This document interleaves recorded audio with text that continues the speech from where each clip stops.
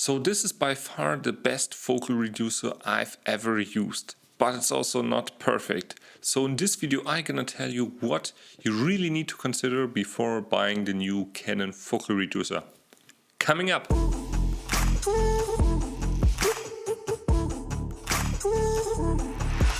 Hi guys, my name is Paul, I'm a German filmmaker and this channel is all about filmmaking, gear reviews, but also DaVinci Resolve tutorials.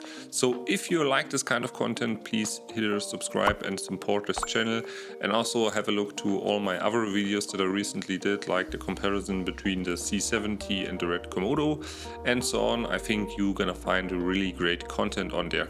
So in this video I'm also using the RED Komodo using the Speedbooster, and also autofocus is turned on.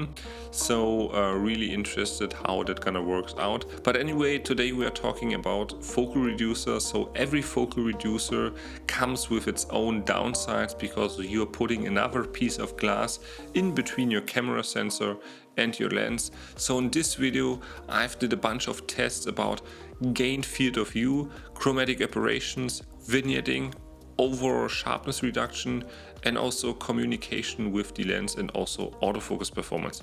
But before we're gonna talk about all the technical stuff, let's quickly talk about the build quality and overall quality and how does this Speedbooster kind of feel.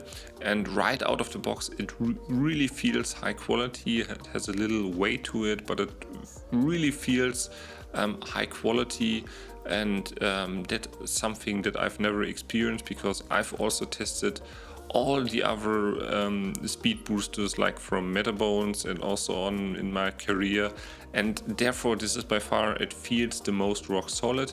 And also when you put it onto your camera sensor or onto your mount, it feels really sturdy and there's very little to no play. Also on the Komodo, I think in the future there will be some third-party accessories to even more secure it, but right out of the bat it feels really great. And I remember back in the day when I was filming with the GH5 and also the Metabone Speed Booster, there was always very play, and I've always thought that's not the way it should look like.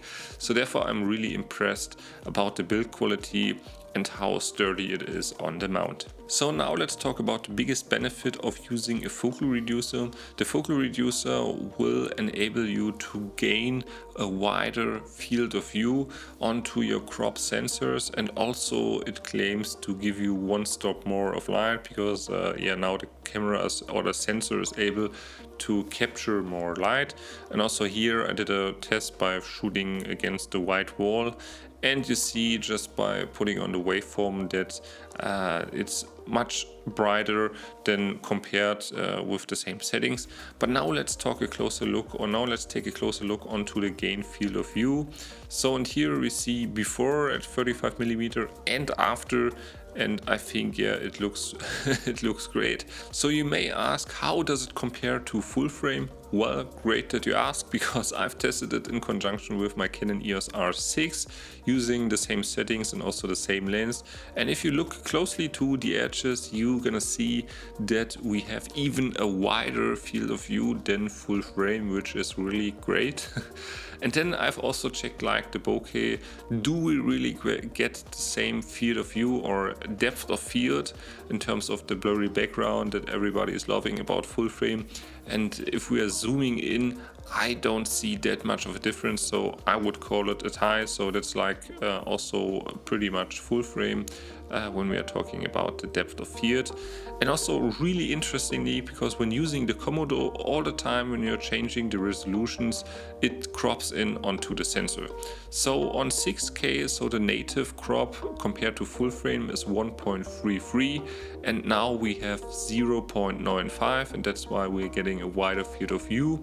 And also when you want to shoot in maybe 4K 60, that's when you have a 2x crop compared to full frame, so that's like same field of view as GH5 or any Micro Four Thirds. So that really hurts, but by using the Speed Booster we are gaining field of view and we have a 1.4x crop, and I personally think that's a Super 35 crop, and that's always a manageable crop. But then also like 2K 120, the camera natively crops into about 4 compared to, it's a 4x crop compared to full frame, and now we have a 2.8x crop. So also there we have a much wider field of view. And in terms of that, I think it's really manageable, and it's a really great benefit to have the speed booster onto your sensor. But now let's possibly talk about the downsides, and because I've already said that every speed booster comes with downsides, because now we are taking a closer look on sharpness. So is there any sharpness reduction by using the speed booster or focal reducer? So if we compared it without and with the speed booster and zooming 300% into the center, I don't see any difference, and that's really great that we don't have any sharpness reduction in the center. If we look really closely to the far outside, so to the edges, I think it's pretty well maintained. We get a slightly less sharper image than compared to without, but I think that's really manageable. And if you're filming like me, wide open anyway, so it's gonna be blurry anyway. So, and if you look closely into the center, you saw also a little bit like chromatic aberration, so like the color fringing. And in the center it's almost the same as without, but then I've also was testing outside my Canon 16-35 to get the extreme wide angle, and here you're gonna see at the edges that we get a little bit of chromatic aberration. So yeah, but I also compared it with other lenses, and I only got that when using extreme wide angles, so it was much more manageable or even not noticeable when zooming into 24 millimeters or even above. So only when you're gonna play to use it in the kind of very wide angle view like 16-35 or 16-24, you're gonna get a little bit of chromatic aberration, but only on the edges. In the center it's like without, as you've not used the speed booster. And since I'm already talking about a wide angle, let's talk about the vignetting. And I've tested that with all my lenses because I was seeing in the internet a lot of different answers to that. I was testing that with my 70-100, basically with all my lenses, and I only got very little chromatic vignetting onto my 16-35 again, so extreme on the extreme wide angle. And I've also tested it like with stepping down the lens to f5.6, and you get an ever so slight vignetting onto the very edges, but it's not like I've seen it very worse with other speed boosters. So also here it's really well managed, and I personally don't mind it. And if you zoom in like to 20, it's already gone. And also if you're using like primes like 50 milli like right now, it's not even visible. So I think also here only on the extreme wide angle. So really great how Canon managed that here. So now let's talk about the autofocus, because the RED Komodo has a great autofocus. So I was really curious to see, by the way, do we lost any kind of focus here in the talking head sequence? I hope not. But I've also tested that with and without, and fortunately there is no issue with the autofocus. It works as great as before, so it is really usable and it's really communicating well autofocus through the lens. And I've also was using that now with my Sigma art lens 50mm prime, and also I've tested that with my Canon lens, with my 24-70 Canon. So all the lenses work great, and also like third-party lenses from Sigma work great. So, but that also leads me to communication overall between lens and camera, because if the speed booster is passing through all the information from the lens onto your camera, so that's really essential to really know at what f-stop you are. And luckily you can control everything as before, so there's no disadvantage here. Communication works great. You can adjust the aperture as before, And also if you deep dive more into the menu, you also see like the focal range when you're zooming in and out immediately, and also you see the true focal range, like when you're at 16mm the camera tells you you're at 16mm. So I've seen in another video from CVP that, for example, if you're using the Canon C70, you can also adjust the aperture even wider, to like before you had like a 2.8 and now you have a 2.0, but that's not really the case here because the Komodo already takes into account like the gain field of view or the gain stop of light. So 2.8 stays 2.8. It's just like brighter, and you're getting the full frame depth of field. Yeah, so therefore that's really great. Nothing to worry about that. And also I was testing about how is it when you have like a lens with image stabilization, will it work as before?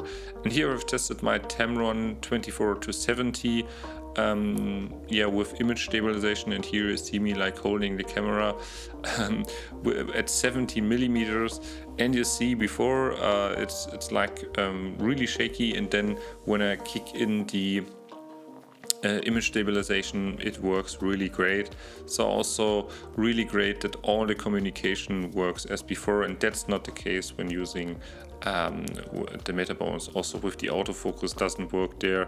So really great, yeah, that Canon managed it. It's also like the same when you're using the Canon RF to EF adapter.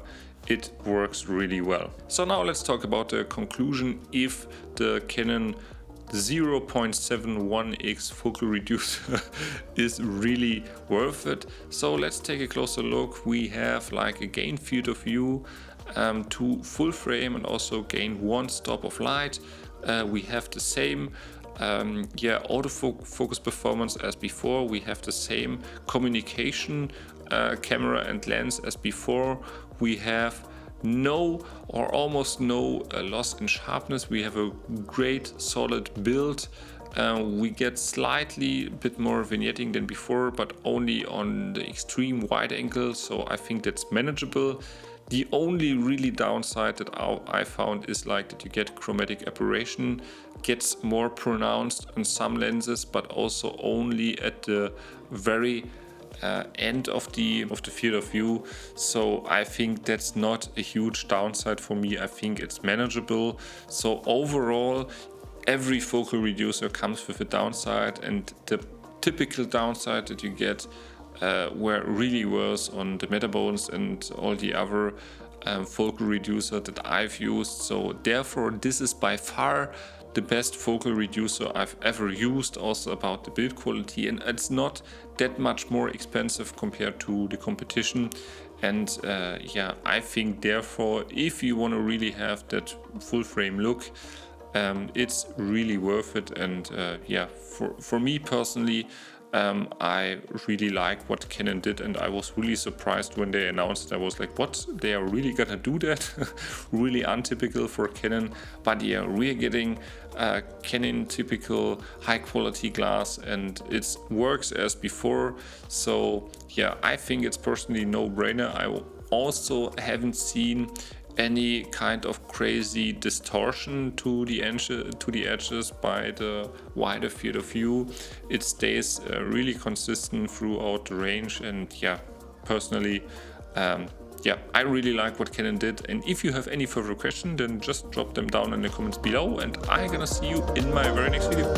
Cheers!